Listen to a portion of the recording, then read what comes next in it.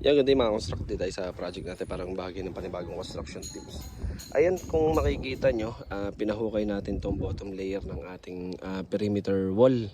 Ayan, kahit hindi kita ng kliyente, pag nakapag-backfill tayo, hindi nakikita ng kliyente.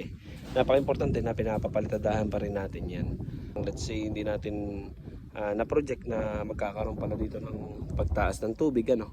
Ang tendency niyan is ma-penetrate yung ating perimeter wall. Dito sa part na to, since ito'y garage naman, wala tayong magiging problema. Pero let's say na nandito sa in-house unit, ang tendency is ma-penetrate yung tubig and magkaroon ng water leakage dun sa ating flooring. So, napakalaking bagay na papahukay nyo yan, yung ating perimeter wall, then paplasteran nyo.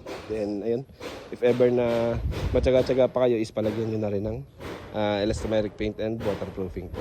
At kung nagustuhan mo ang video na ito, huwag mo kalimutan mag-like, mag-follow at mag-subscribe.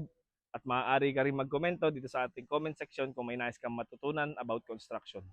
This Engineer Barlan, your only ka-construct.